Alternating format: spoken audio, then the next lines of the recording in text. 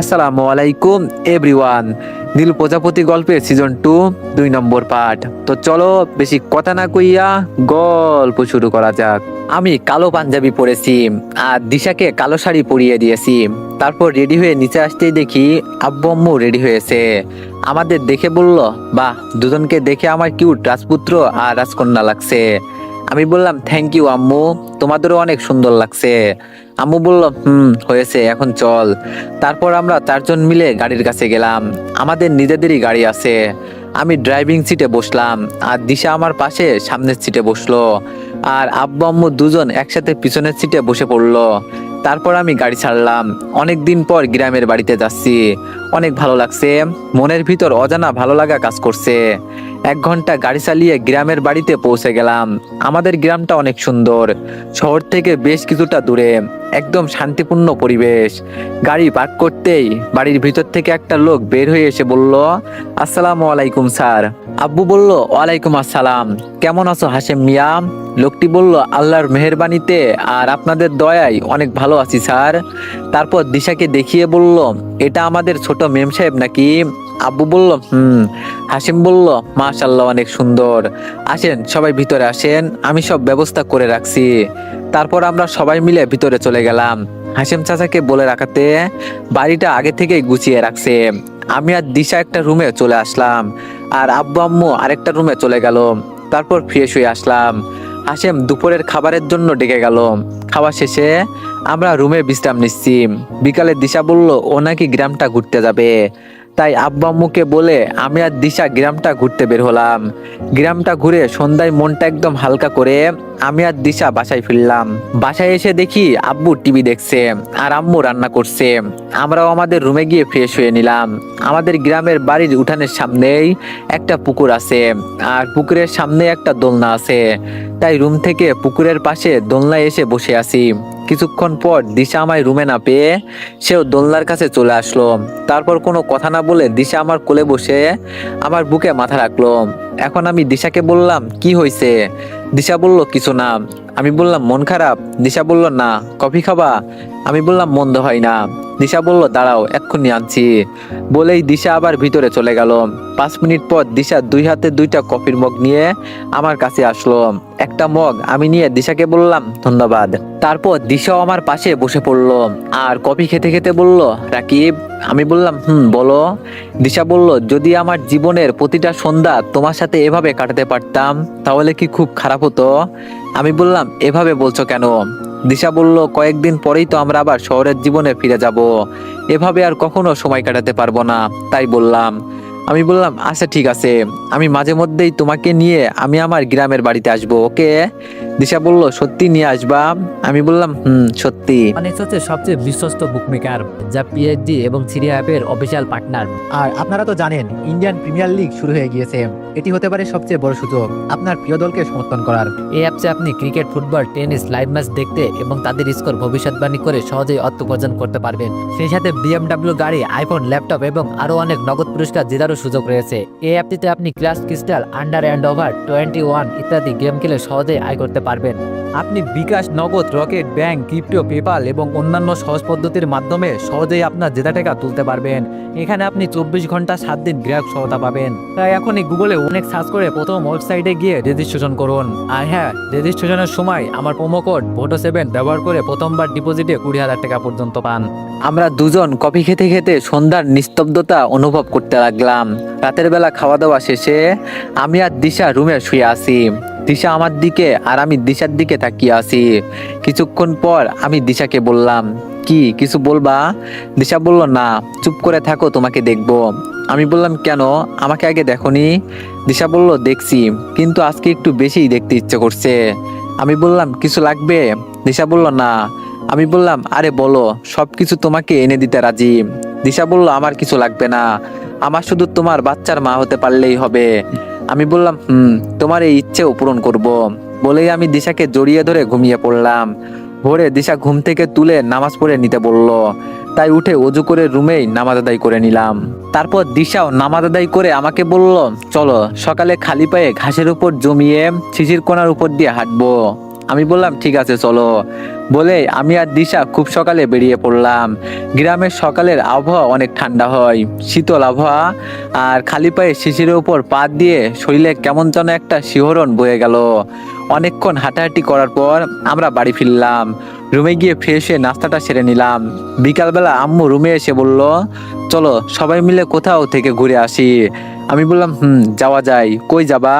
আম্মু বলল, এখান থেকে 10 কিলোমিটার দূরে আরেকটা গ্রামে তোর চাচার বাসা, ওখানেই তোর দাদাকে কবর দেওয়া আছে। তোর আব্বুকে ফোন করেছিল তোর চাচা, কবর মেরামত করতে হবে, তাই সেখানে যেতে হবে।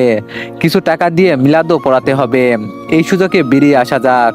আমি বললাম আইডিয়া খারাপ না, চলো তাহলে। তারপর আমরা সবাই যাওয়ার জন্য রেডি হলাম। গাড়িতে করে যেতে কিছুক্ষণ সময় লাগছে। চাচা আমাদের দেখে অনেক খুশি হলো। আমি ওনাকে সালাম দিলাম, আসসালামু আলাইকুম চাচ্চু। চাচ্চু বলল, ওয়ালাইকুম আসসালাম। তুমি রাকিব তাই না? কত ছোট ছিলে, কত কোলে নিয়েছি তোমাকে, আমার কোলে কত হিসু করেছো, এখন কত বড় হইছো।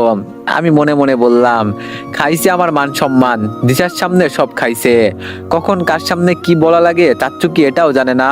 চাচুর কথাই দিশা একটু হেসে উঠলো। তারপর দিশার দিকে তাকিয়ে চাচ্চু বলল, এটা বৌমা তাই না? আমি বিয়েতে দেখেছি। দিশা বলল, জি। আসসালামু আলাইকুম। চাচ্চু বলল, ওয়ালাইকুম আসসালাম। আসো তোমরা ভিতরে আসো। তারপর ভিতরে চলে আসলাম। আমরা সবাই সোফায় বসে আছি। হঠাৎ পিছন থেকে কে জানি আমার চোখটা ধরে ফেলে। তাই আমি বললাম, কে?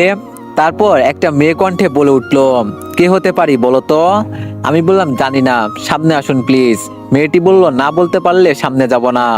আমি বললাম, আরে চোখ ছাড়ুন প্লিজ। মেয়েটি বলল, না ছাড়বো না। তারপর আমি বিরক্ত হয়ে মেয়েটিকে সামনে আনার জন্য ওর হাত ধরে হাসকা টান মারি, আর মেয়েটিও আমার হাসকা টানে সামলাতে না পেরে আমার কোলে এসে পড়ে। তারপর আমি দেখলাম একটা অচেনা মেয়ে। মেয়েটি অবশ্য সুন্দর, যাই হোক এত বর্ণনা দিলাম না, না হলে দিশা রাগ করবে। আমি মেয়েটির দিকে তাকিয়ে আছি, আর মেয়েটিও আমার দিকে তাকিয়ে আছে। কিছুক্ষণ পর মেয়েটির দিক থেকে চোখ সরিয়ে নিলাম, আর তখনই মেয়েটি ইতস্তত হয়ে আমার কোল থেকে উঠে পড়ল আর বলল, সরি। আমি বললাম, কে আপনি? তখন পাশ থেকে চাচ্চু বলে উঠলো, কি বলো রাকিব, তুমি ওকে চিনতে পারোনি? আমি বললাম, না চাচ্চু, ওকে? চাচ্চু বলল, আরে ও হলো আমার সেই একমাত্র মেয়ে জান্নাত। আমি বললাম, কি জান্নাত?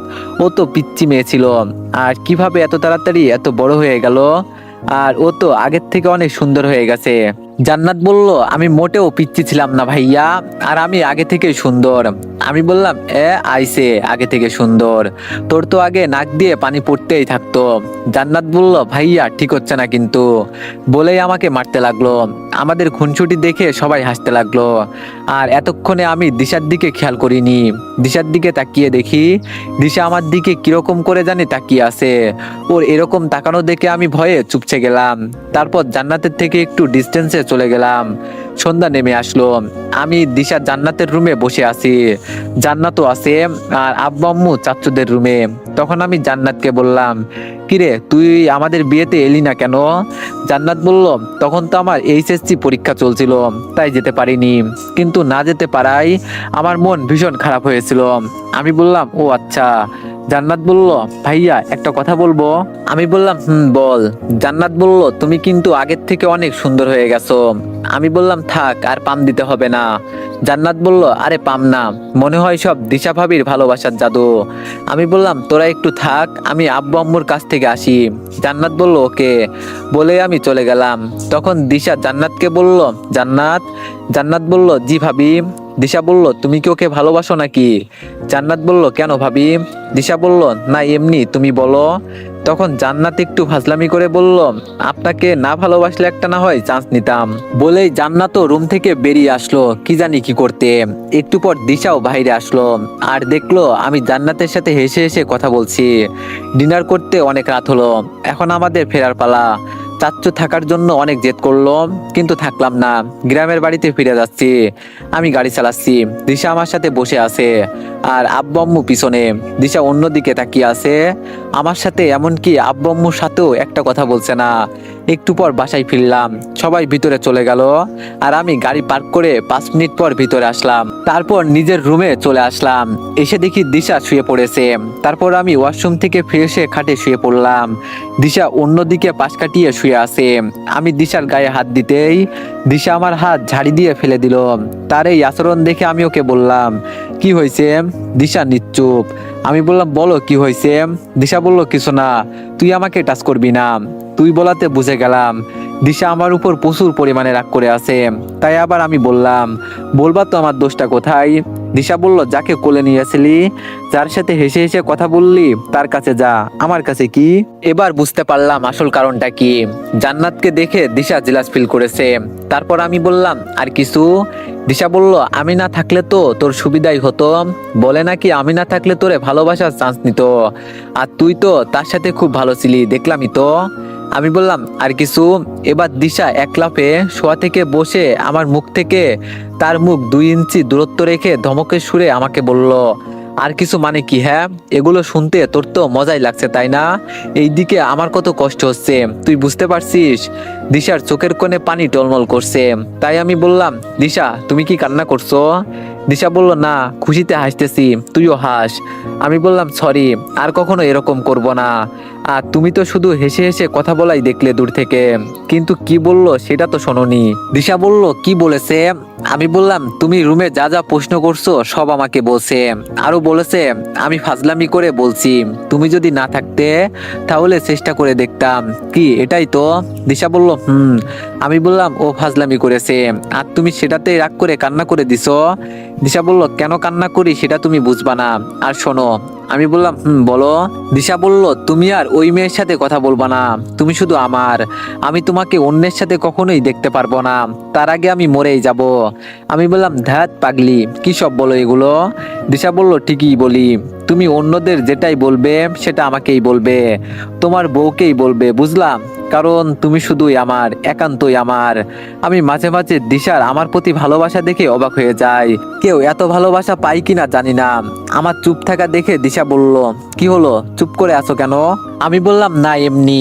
আচ্ছা ঠিক আছে, তোমার সাথেই শেয়ার করব। দিশা বলল, লক্ষ্মী বাবুটা আমার, এবার একটু আদর করে দাও, সারাদিন অনেক কষ্ট দিছো। আমি বললাম, আচ্ছা ঠিক আছে, বলে আমি দিশার কপালে আলতো চুমু খেলাম। তারপর দিশা আবার বলল, শুধু কপালে দিলে হবে না। আমি বললাম, তাহলে? দিশা বলল, সব জায়গায় দিতে হবে। আমি বললাম, তাহলে আমি কন্ট্রোল হারিয়ে ফেলবো। দিশা বলল, তোর সমস্যা কি? আমরা তো স্বামী স্ত্রী, আর আমরা তো এখানে হানিমুনি করতে আসছি। তারপর আমি আর কোনো কথা না বলে দিশার কপালে, গালে, নাকে, থুতনিতে একটা করে পাপ্পি দিতে লাগলাম। দিশা আমার পাপ্পির স্পর্শ পেয়ে সেও আস্তে আস্তে নিজের প্রতি কন্ট্রোল হারিয়ে ফেলছে। তারপর দিশায় আস্তে আস্তে আমার ঠোঁটের দিকে আসতে লাগলো। আমি দিশার ঠোঁটে আলতো করে পাপ্পি দিতেই দিশা আমার ঠোঁট তার ঠোঁটের সাথে চেপে ধরলো। দিশা পাগলের মতো আমার ঠোঁট জোড়া চেপে ধরে আছে। আমার নিঃশ্বাস বন্ধ হয়ে আসছে, তাই দিশার থেকে ছাড়িয়ে নিলাম। আস্তে আস্তে আমি দিশাকে শুয়ে ঘাড়ে পাপ্পি দিতে লাগলাম। এভাবে দুজনেই কন্ট্রোল হারিয়ে গেলাম ভালোবাসার রাজ্যে। আর বাকি কাপলদের মধ্যে যা হয়, আমাদের মধ্যেও সেরকম কিছু হয়ে গেল। সকালে ঘুম থেকে উঠে দেখি দিশা আমাকে জড়িয়ে ধরে শুয়ে আছে। দুজনের শরীরেই কোনো কাপড়ের সুতা নেই। দিশাও ঘুম থেকে উঠে গেছে। তারপর বলল, গুড মর্নিং। আমি বললাম, গুড মর্নিং। দিশা জড়িয়ে ধরা অবস্থায় আমার দিকে অবাক দৃষ্টিতে তাকিয়ে আছে। দিশার তাকিয়ে থাকা দেখে আমি বললাম, এভাবে তাকিয়ে আছো কেন? আমাকে দেখা বন্ধ করবে কখন সেটা বলো। দিশা বলল, কি করব বলো, আমার জামাই তো আমার দিকে তাকাই না, সেজন্য আমি আমার জামাইকে দেখছি। আমি বললাম, তাই নাকি? ঠিক আছে, এই নাও, এখন থেকে সারাক্ষণ তোমার দিকে তাকিয়ে থাকবো। দিশা বলল, হইছে, আমি বলার পর এখন আর নাটক করতে হবে না, এখন ছাড়ো, আমি উঠে গোসল করব। আমি দিশাকে আরো শক্ত করে জড়িয়ে ধরে নিজের কাছে টেনে নিয়ে বললাম, আর একটু থাকো না প্লিজ। দিশা বলল, আর একটুও না, অনেক আগে সকাল হয়েছে, আব্বু আম্মু কি ভাববে? আমি বললাম, যা ভাবার ভাবুক, আমরা তো হানিমুনে এসেছি। দিশা বলল, শরত এখন। বলেই দিশা আমার গালে একটা পাপ্পি দিয়ে লজ্জা মাখা বুক নিয়ে দৌড়ে ওয়াশরুমে চলে গেল। একটু পর আমি খাট থেকে বললাম, দিশা। দিশা বলল, কিছু বলবে? আমি বললাম, আমি আসি গোসল করতে। দিশা বলল, ফাজিল কোথাকার, ফাজলামি করবা না। আমি বললাম, আচ্ছা যাও, করলাম না, না করলে কি হবে? একটু পর দিশা গোসল করে বের হলো। তারপর আমি ওয়াশরুমে গিয়ে গোসল করলাম। তারপর একসাথে সবাই মিলে নাস্তা করে নিলাম। এভাবে আমাদের গ্রামের বাড়িতে 5 দিন কেটে গেল। এই 5 দিন সবার অনেক আনন্দেই কাটছে। অনেক সুন্দর মুহূর্ত কাটাইছি দিশার সাথে। এখন গ্রামের বাড়ি থেকে আমাদের বিদায় নেওয়ার পালা। আসার সময় আমাদের কেয়ারটেকার হাশেমের চোখ ছলছল করছে। আব্বুকে উনি বলল, স্যার মাঝে মধ্যে সবাইকে নিয়ে এরকম বেড়াতে আইবেন, আপনাদেরও ভালো লাগবে, আমারও একটু হলেও শান্তি লাগবে। আব্বু বলল, আসবো হাশেম মিয়া, তুমি ভালো থাইকো। আসার সময় আমি তাকে কিছু টাকা বকশিশ দিলাম। সে অনেক খুশি হলো। তারপর গাড়ি চালিয়ে আমাদের শহরের বাসায় চলে আসলাম।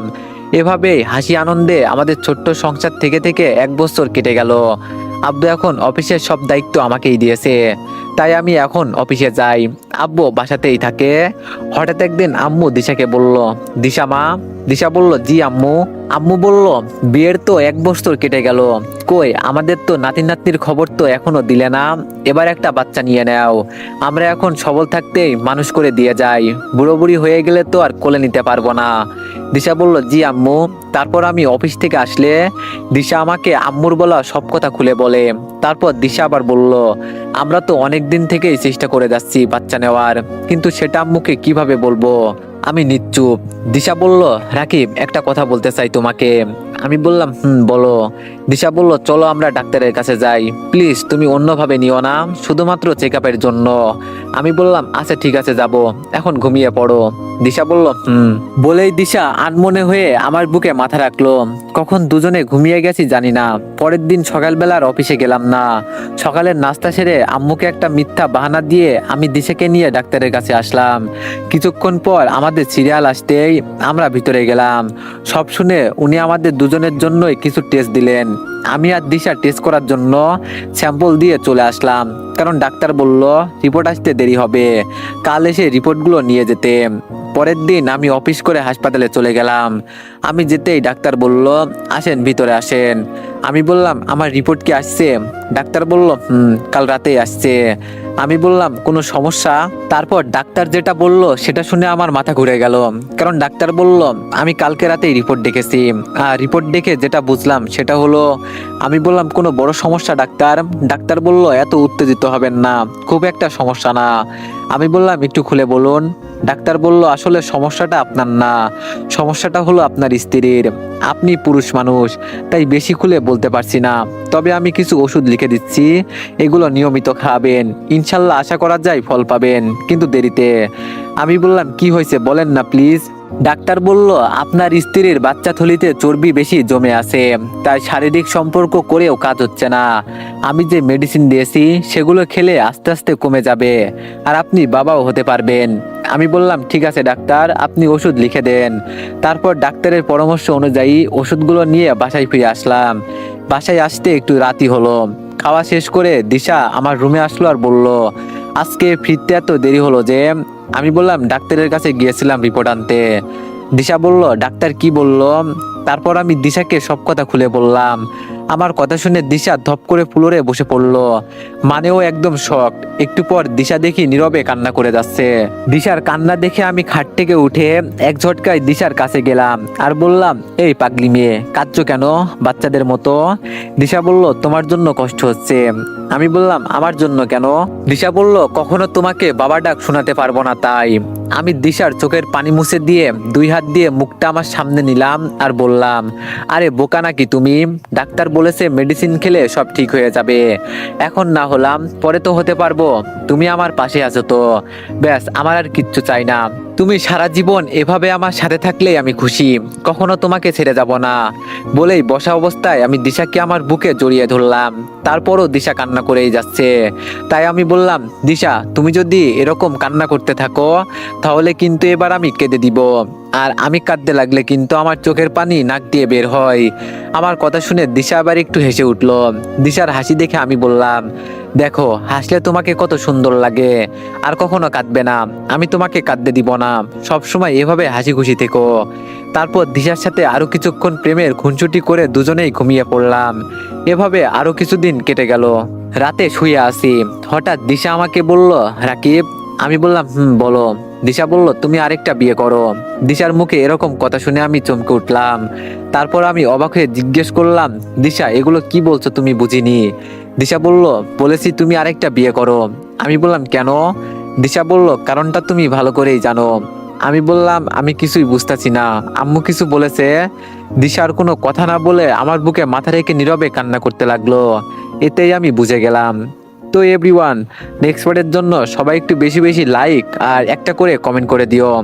তোমরা তো কমেন্ট করতে চাও না, কত কষ্ট করে ভিডিওগুলা বানাই। তো আশা করি আজকে তোমরা সবাই একটু বেশি বেশি কমেন্ট করে দিবা। ধন্যবাদ।